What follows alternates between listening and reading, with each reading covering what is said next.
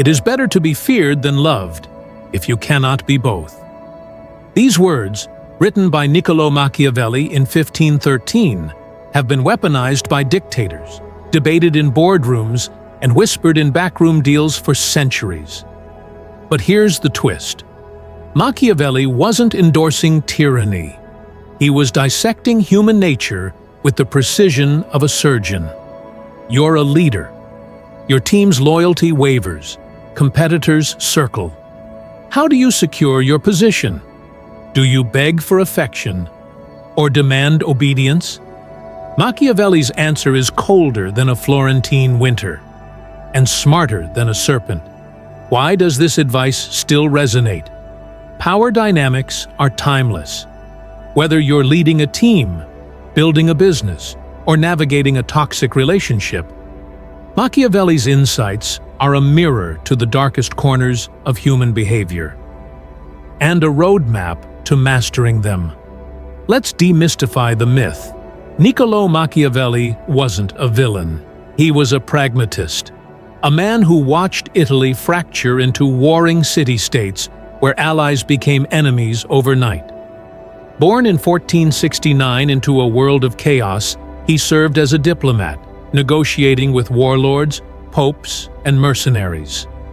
But when the Medici family seized power in Florence, Machiavelli was tortured, exiled, and left to rot. From that despair, he penned The Prince. Think of him as the first political scientist. He studied power like a biologist studies cells, objectively, ruthlessly. His conclusion? Morality is irrelevant if you're dead. But here's what most miss. The Prince was a plea for a unified Italy, not a celebration of cruelty. Machiavelli admired strength, but he loathed chaos. His work is a warning. In a world of wolves, you must learn to bite. Machiavelli's most misquoted lesson isn't about cruelty. It's about math. Love is emotional. Fear is transactional. People cling to love until their own interests conflict. Fear, however, is reliable. But here's the catch. Fear without respect is a death warrant. A leader who rules by terror alone becomes a target. Think of a manager who berates employees but can't meet deadlines. They're overthrown faster than a weak king. Consider Vlad the Impaler, a ruler so feared his name became synonymous with horror. Yet his cruelty unified Wallachia against invaders. Contrast him with Commodus, the Roman emperor who inspired fear through random brutality. He was assassinated by his own guards. The sweet spot? Make people depend on you. Deliver results. Protect your team. Be the lion who shields the pride, not the hyena who picks at its bones. Take Elon Musk's takeover of Twitter. Employees feared mass layoffs and relentless demands, yet many stayed, drawn by his vision of transforming global communication.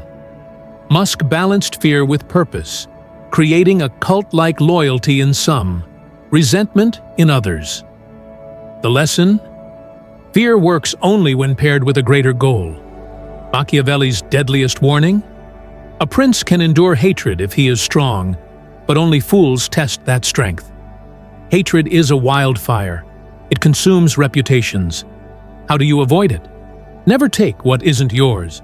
Arbitrary cruelty, greed, or betrayal breeds loathing. But calculated action? That's different.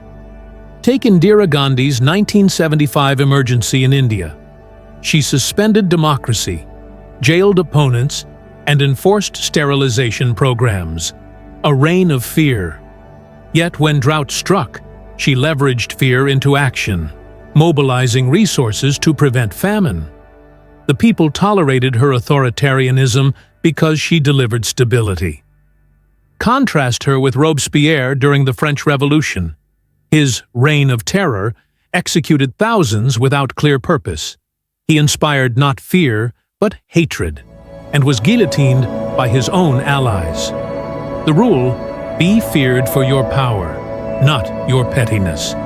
Punish only when necessary, and always tie consequences to clear rules.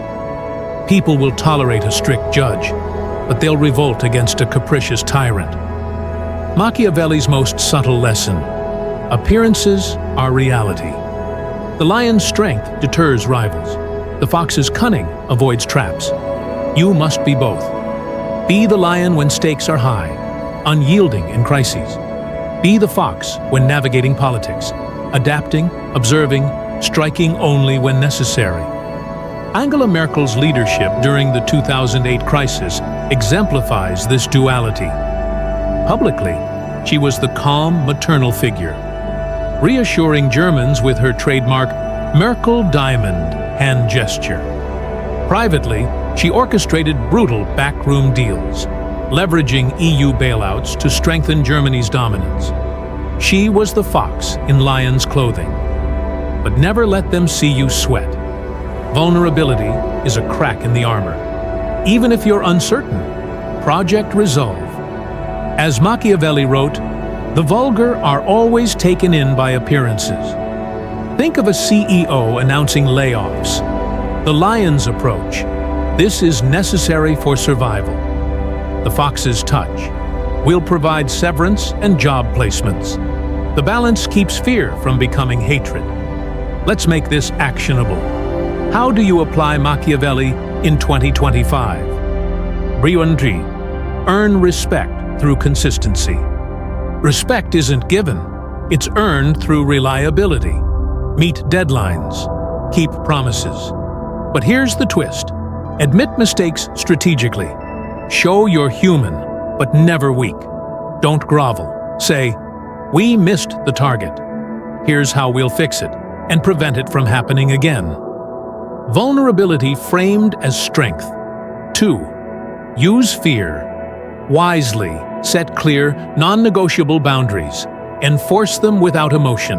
A parent who says, no dessert until homework is done, no anger, just unwavering resolve, teaches discipline.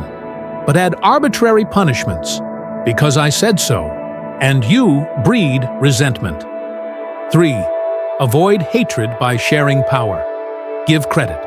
Protect your allies. Machiavelli warns, he who takes what belongs to others will always have enemies. They inspire loyalty, not resentment. Contrast this with a leader who hoards credit. They'll be abandoned at the first sign of trouble. I'll decide where we live, but I value your input on the neighborhood. Authority without oppression.